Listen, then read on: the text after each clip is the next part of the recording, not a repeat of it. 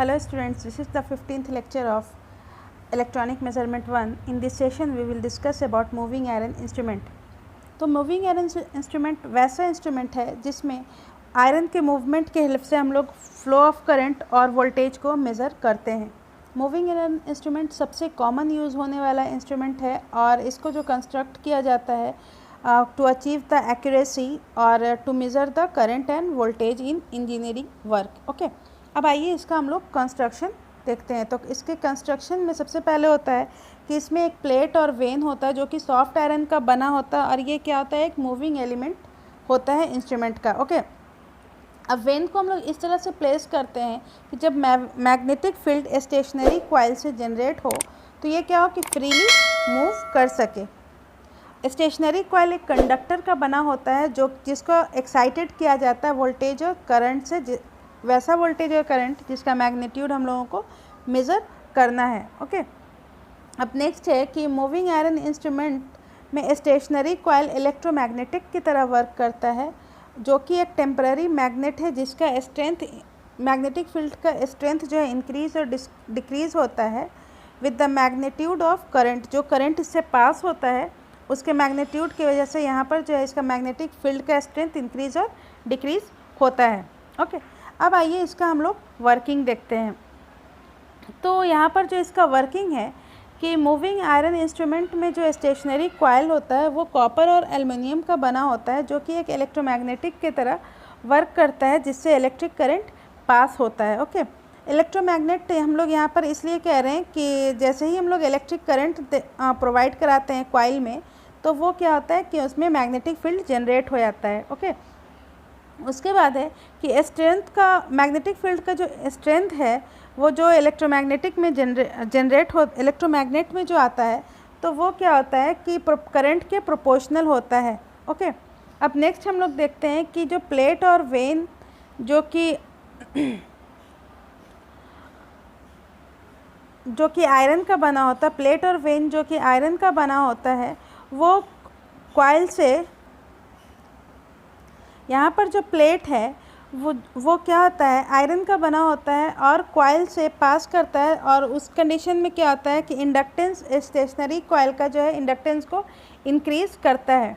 Inductance जो है क्या किसी भी कंडक्टर या कॉइल का वो प्रॉपर्टी है कि जैसे ही उसमें क्या होता है कि इंक्रीज़ करता है electromagnetic force when varying current pass through है। तो इसमें क्या होता है कि इलेक्ट्रोमैग्नेटिक फोर्स को इंक्रीज़ करता है, इलेक्ट्रोमोटिव फोर्स को इंक्रीज़ करता है जब इससे वैरिंग करंट जो है पास होता है। ओके, तो इलेक्ट्रोमैग्नेट, उस कंडीशन पे इलेक्ट्रोमैग्नेट क्या करता है कि आयरन प्लेट या आयरन वेन को अट्रैक्ट करता है। अब जब वेन जो है कॉइल से पास करना शुरू होता है तो दैट कंडीशन पर कॉइल जो है, कॉइल के अंदर मिनिमम रिलक्टेंस जो है जनरेट होने लगता है। रिलक्टेंस वो प्रॉपर्टी है किसी भी मैग्नेट का जो कि फ्लो ऑफ इलेक्ट्रिक करंट को अपोज करता है। ओके, तो मिनिमम रिलक्टेंस को ये अचीव करना शुरू कर देता है। तो उसके बाद है कि the when passes through the coil experiences the force of repulsion caused by the electromagnet. तो यहाँ पर जब जैसे ही जो है वेन या प्लेट जो है कॉइल से पास होना शुरू होता है तो वहाँ पर क्या है, फोर्स ऑफ रिपल्सन इलेक्ट्रोमैग्नेट की वजह से जनरेट होना शुरू हो जाता है और वो क्या होता है कि repulsion force increases the inductance of coil. और उस कंडीशन पे क्या होता है कि इंडक्टेंस जो है रिपल्सन फोर्स की वजह से कॉइल का इंडक्टेंस बढ़ जाता है। तो ये इसलिए होता है कि हमारा जो रिलक्टेंस होता है वो इंडक्टेंस का इन्वर्सली प्रोपोर्शनल होता है। इसका मेन कारण यही है। तो आइए इसको हम लोग इन शॉर्ट फिर से देखते हैं कि जैसे ही मूविंग इंस्ट्रूमेंट जो है आइए हम लोग इसको फिर से शॉर्ट में देखते हैं कि मूविंग आयरन इंस्ट्रूमेंट में एक स्टेशनरी कॉइल होता है जो कि इलेक्ट्रोमैग्नेट की तरह वर्क करता है जब उससे इलेक्ट्रिक करंट पास होता है। यहाँ पर इलेक्ट्रोमैग्नेट का मैग्नेटिक फील्ड जो होता है वो जो है वैरी करता है विथ वैरिंग, जो करंट का जो भी मैग्नीट्यूड होता है उसके अकॉर्डिंग ये वैरी करता है। मतलब कि हाई के लिए हाई और लो के लिए ये लो होता है। दैट मीन्स कि करंट के प्रोपोर्शनल होता है। प्लेट जो होता है वो कॉइल से पास करता है तो वो इंडक्टेंस को इंक्रीज़ करता है। जैसे ही प्लेट जो है कॉइल से पास करता है तो इंडक्टेंस को इंक्रीज़ करता है, और उस कंडीशन पे क्या होता है कि इलेक्ट्रोमैग्नेट जो होता है, जो हमारा कॉइल है, वो वेन को अट्रैक्ट करता है जैसे ही इंडक्टेंस इंक्रीज़ होता है तो। और जब वेन जो है हमारा कॉइल के अंदर इन करता है तो क्या होता है कि रिलक्टेंस घट जाता है। दैट मीन्स के वहाँ से करंट पास करने के लिए एक और इजी पाथ मिल जाता है और करंट का अपोज करना रुक जाता है। तो वहाँ पर क्या होता है कि रिलक्टेंस जो है घट जाता है, ठीक है। और जब रिलक्टेंस घटता है तो वहाँ पर इंडक्टेंस जो है क्या होता है, बढ़ जाता है, और जिसकी वजह से क्या होता है कि मैग्नेट जो है, इलेक्ट्रोमैग्नेट जो है, हमारे वेन को रिपल्स करना शुरू कर देता है। इसका मेन कारण ये है कि इंडक्टेंस जो है रिलक्टेंस का इन्वर्सली प्रोपोर्शनल होता है। अब नेक्स्ट हम लोग देखते हैं टाइप्स ऑफ मूविंग आयरन। तो यहाँ पर दो तरह का होता है, एक मूविंग अट्रैक्शन टाइप होता है और एक रिपल्सन टाइप होता है। अट्रैक्शन टाइप में जो है single piece of soft iron use करते हैं, और रिपल्सन टाइप में जो है दो आयरन पीसेस का हम लोग यहाँ पर क्या करते हैं, यूज़ करते हैं, जो कि सेम पोलैरिटी से मैग्नेटाइज हो जाता है, सेम मैग्नेटिक फील्ड के हेल्प से। ओके, तो यहाँ पर जो रिपल्सन टाइप मेजरिंग एलिमेंट जो होता है वो ज़्यादा सेंसिटिव होता है, और इसमें जो है टॉर्क ज़्यादा जनरेट होता है, क्योंकि डबल वेन के वजह से यहाँ पर जो है टॉर्क ज़्यादा जनरेट हो जाता है। और यहाँ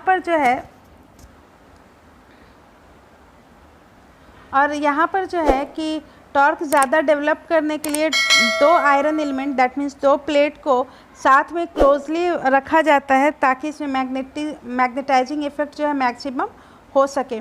तो आइए सबसे पहले हम लोग अट्रैक्शन टाइप जो है देखते हैं। तो this is the complete diagram of attraction type moving iron instrument. तो यहाँ पर देखिएगा एक एयर चैम्बर है जो कि एयर डैम्पिंग या फिर न्यूमेटिक डैम्पिंग प्रोवाइड कराता है। उसके बाद एक आपका ओवल शेप का, this is the Oval shape का जो है मूविंग आयरन है, जो कि एक स्पिंडल एक रोटेशनल बॉडी होता है जिससे जो रोटेशन प्रोवाइड कराता है, फ्रीली रोटेशन को प्रोवाइड कराता है।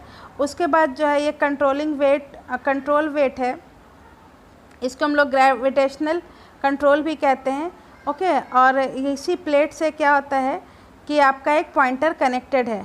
तो ये आप लोग यहाँ पर देख सकते हैं इस डायग्राम में, ठीक है। अब यहाँ पर एक मैग्नेटिक फील्ड, जैसे ही हम लोग करंट इन कराते हैं तो यहाँ पर क्या होता है कि मैग्नेटिक फील्ड जनरेट होता है, और ये क्या है, डैम्पिंग का बैलेंस वेट है, ठीक है। उसके बाद आप लोग देख सकते हैं कि और ये जो है करंट कैरिंग कॉइल का सेक्शन है। ओके, तो यहाँ पर एक होता है कि इसका हम लोग कंस्ट्रक्शन देखते तो अट्रैक्शन टाइप में एक कॉइल या सोलेनॉइड होता है, एक ओवल शेप का आयरन होता है जो कि इस तरह से कनेक्टेड है कि वो जब वो रोटेट करेगा तो वो कॉइल के इन और आउट में रोटेट कर सकता है। दैट मीन कि एक बार जब वो उसका रोटेशन स्टार्ट होगा तो कॉइल के अंदर जाएगा, फिर वो कॉइल के बाहर आ सकता है, ठीक है। आयरन से हम लोगों का एक पॉइंटर अटैच्ड है सो दैट इट में deflect along the moving iron over the scale. जब मूविंग आयरन जो है, हमारा जो आयरन रोटेट करेगा तो क्या होगा कि हमारा पॉइंटर क्या होगा, डिफ्लेक्ट करना शुरू होगा। मूविंग आयरन जो होता है वो हमारा एक मेटल का बना होता है, मेटल शीट का बना होता है, और एक स्पेशल शेप का होता है। दैट मीन्स यहाँ पे आपका ओवल शेप बताया हुआ है। ओके, तो जिस करंट को हम लोग मेज़र करते हैं वो कॉइल से पास होता है, और उसमें क्या होता है कि मैग्नेटिक फील्ड जनरेट होता है, और जो कि हमारा जो है आयरन को भी मैग्नेटाइज करता है। ओके, तो आयरन जैसे ही यहाँ पर आयरन मैग्नेटाइज होता है तो आयरन क्या होता है, अट्रैक्ट होता है कॉइल से, और जो कि जिसकी वजह से क्या होता है कि स्पिंडल और पॉइंटर दोनों रोटेट होने लगता है। तो यहाँ पर जो है कि स्प्रिंग जो है, यहाँ पर नॉर्मली स्प्रिंग कंट्रोल होता है, बट यहाँ पर हम लोग जो है वेट कंट्रोल की बात कर रहे हैं। वहाँ पर स्प्रिंग भी हो सकता है, एक हेयर स्प्रिंग भी रह सकता था। ओके, बट अब जो है हमारा वेट कंट्रोल यूज़ करते हैं। और एक न्यूमेटिक डैम्पिंग होता है, एयर डैम्पिंग होता है, या फिर एयर फ्रिक्शन की वजह से वो रोटेशन को कंट्रोल करता है, और जब दोनों बैलेंस में आ जाता है तो हमारा जो है पॉइंटर का डिफ्लेक्शन रुक जाता है। तो न्यूमेटिक डैम्पिंग जो होता है उस टाइप का डैम्पिंग कहते हैं जो कि एयर के सप्रेशन या फिर एयर के कंप्रेशन या फिर एक्सपेंशन की वजह से डैम्पिंग जो जनरेट होता है। ओके, तो यहाँ पर जो है कि एमआई इंस्ट्रूमेंट जो है वो एसी और डीसी दोनों को मेज़र करता है, क्योंकि यहाँ पर स्क्वायर, और दूसरी बात है कि इसका जो हम लोग अगर रिस्पांस देखेंगे और ग्राफ देखते हैं, जब ग्राफ ड्रॉ करते हैं तो वो क्या आता है, स्क्वायरलर रिस्पांस आता है, जिसके वजह से यहाँ पर जो है मूविंग आयरन का जो स्केल होता है वो नॉन लीनियर होता है, नॉन यूनिफॉर्म होता है, जो कि आप लोग यहाँ पर देख सकते हैं कि जो यहाँ पर स्केल है ये क्या है, नॉन यूनिफॉर्म है। ओके, यूनिफॉर्मली डिवाइडेड नहीं है। तो यहाँ पर आप लोग देख सकते हैं कि इस फिगर में जो अट्रैक्शन टाइप पे है, तो यहाँ पर कंट्रोलिंग स्प्रिंग जो है वहाँ उसके जगह पर क्या है कि ग्रेविटी कंट्रोल वेट के हेल्प से जो है कंट्रोलिंग प्रोवाइड कराया हुआ है। ओके, तो यहाँ पर नेक्स्ट हम लोग देखते हैं कि the operating torque is quite low when moving iron is just entering the solenoid and increasing rapidly when as iron is drawn further in. तो यहाँ पर जो टॉर्क होता है वो लो होता है जब मूविंग आयरन जो होता है वो इन करता रहता है सोलेनॉइड के अंदर, और रैपिडली इंक्रीज़ करता है जब उसके और अंदर, मतलब फर्दर और अंदर वो जाता है। ओके, तो और नेक्स्ट है कि it has a scale cramped at the lower and and greatly expanded at the upper and. तो यहाँ पर आप लोग देख सकते हैं कि इसका एक स्केल होता है कि जो कि लोअर एंड में अगर देखिएगा तो वो थोड़ा श्रिंक है और अपर में थोड़ा सा प्रॉपरली एक्सपैंड है। ओके, तो इसके बारे में यहाँ पर बताया हुआ है। नेक्स्ट है कि इसमें जो है it does permit the development of large working torque. तो इसमें जो टॉर्क होता है वो लार्ज होता है, और ये आज भी जो है मतलब कई जगह पर यूज़ हो रहा है। ठीक है, जहाँ पर हाई ऑपरेटिंग टॉर्क की ज़रूरत होगी। ओके, नेक्स्ट हम लोग देखते हैं repulsion type instrument, that means double iron. इसमें हम लोग डबल आयरन प्लेट यूज़ करते हैं। तो इसमें होगा कि इसमें 2 वेंस होता है इनसाइड द कॉइल, 2 प्लेट होता है, एक फिक्स्ड होता है और एक मूवेबल होता है। आप लोग यहाँ पर देख सकते हैं कि यहाँ पर एक फिक्स्ड है,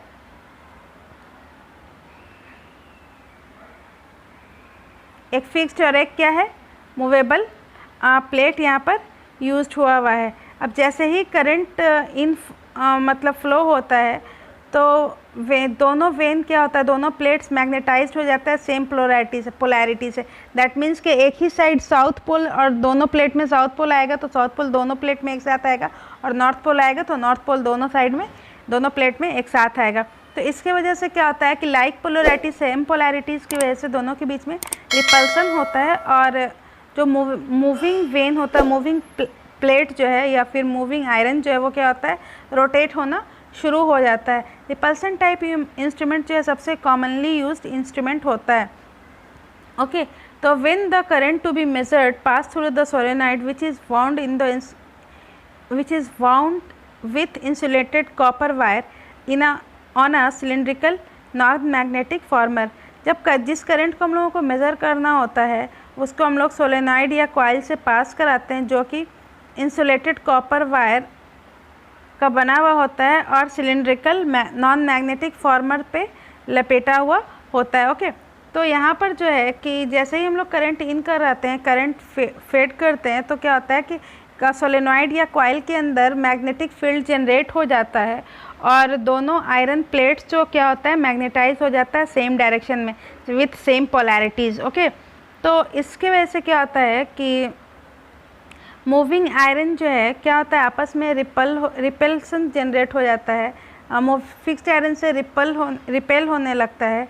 तो उसके वजह से क्या होता है कि मूविंग आयरन के अंदर मोशन जनरेट होता है, और पॉइंटर जो है मूविंग आयरन कैरिंग जो होता है उसके साथ मूविंग आयरन के साथ एक पॉइंटर होता है, जिसकी वजह से पॉइंटर के अंदर भी डिफ्लेक्शन होता है।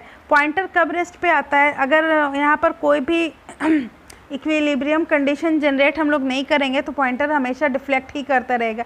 तो उसको एक मतलब रेस्ट पे लाने के लिए जो है एक हम लोग डैम्पिंग या फिर अपोजिट में काउंटर में एक फोर्स लगाते हैं, जो कि एक कंट्रोलिंग फोर्स होता है, और एक न्यूमैटिक डैम्पिंग का यहाँ पर यूज़ होता है। ठीक है, तो कंट्रोलिंग फोर्स में यहाँ पर जो है हम लोग या तो हेयर स्प्रिंग यूज़ करते हैं या फिर हम लोग ग्रेविटी जो है, ग्रेविटी ऑपरेटिंग वेट जो होता है, वेट कंट्रोल हम लोग उसका यूज़ करते हैं। ओके, अब यहाँ पर जो है कि डैम्पिंग यूज्ड, और यहाँ पर जो न्यूमेटिक डैम्पिंग होता है वो एयर डैम्पिंग, एयर फ्रिक्शन का यूज़ होता है। ओके, और यहाँ पर जो है एडी करंट डैम्पिंग नहीं हो पाता है, क्योंकि यहाँ पर जो है परमानेंट मैग्नेट का यूज़ नहीं हो रहा है।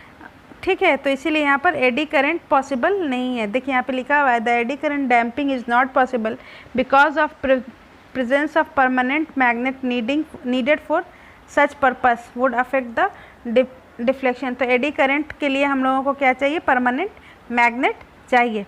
ओके, अब आइए इसका हम लोग एडवांटेजेस देखते हैं। तो ये जो है एसी और डीसी सप्लाई दोनों पर वर्क करता है। सबसे पहला इसका एडवांटेज है ये काफ़ी, इसका ये जो इंस्ट्रूमेंट होता है काफ़ी robust, simple in design and free from maintenance होता है। ये काफ़ी मतलब मजबूत होता है, सिंपल होता है, और मेंटेनेंस इसका जो है कम करना पड़ता है, या फिर ठीक है ज़्यादा मेंटेन इसको नहीं करना पड़ता है। इसमें हाई टॉर्क प्रोवाइड होता है। ठीक है, हाई टॉर्क दैट मीन्स कि सेंसिटिविटी इसका हाई होगा। There are no current carrying part in moving system, hence this meter are extremely rugged and reliable.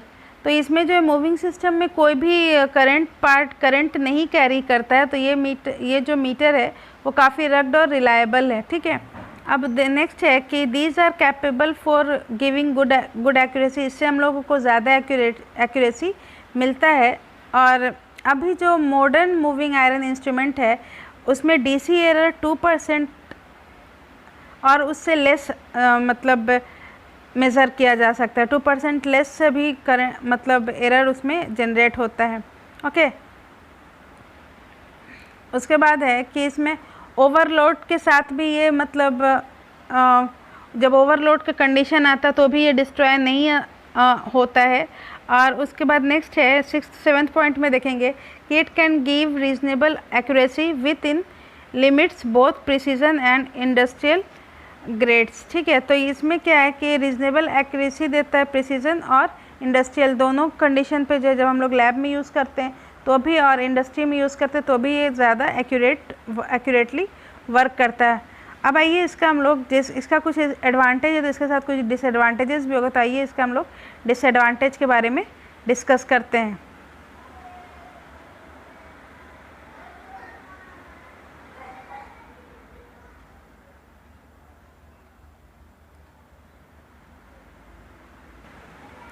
तो इसका सबसे पहला डिसएडवांटेज है कि स्केल जो है यूनिफॉर्म नहीं होता है।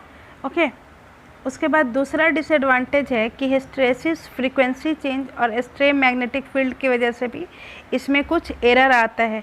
ठीक है, नेक्स्ट है कि ड्यू टू नॉन लीनियरिटी, यहाँ पर BH कर्व जो कि हिस्टेरेसिस लूप आप लोगों को बताया था कि non linearity of BH curve, the deflecting torque is exactly proportional to the square of the current.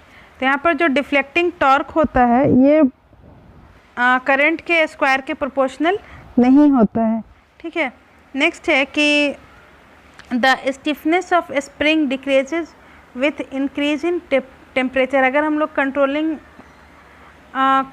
Controlling system में अगर हम लोग स्प्रिंग का यूज़ करते हैं तो उसका जो स्टिफनेस होता है वो क्या होता है, टेम्परेचर के साथ जो है वो डिक्रीज़ करता है। ठीक है, टेम्परेचर जैसे इंक्रीज़ होता है उसका स्टिफनेस क्या होता है, डिक्रीज़ करता है। दैट मीन्स कि उसका स्ट्रेंथ घटता है। ठीक है, उसके बाद फ्रीक्वेंसी, अगर ऑपरेटिंग फ्रीक्वेंसी हम लोग चेंज करेंगे तो उसकी वजह से भी एरर आ सकता है। और पावर कंजम्पशन जो है लो वोल्टेज पर यहाँ पर क्या होता है, हाई हो जाता है।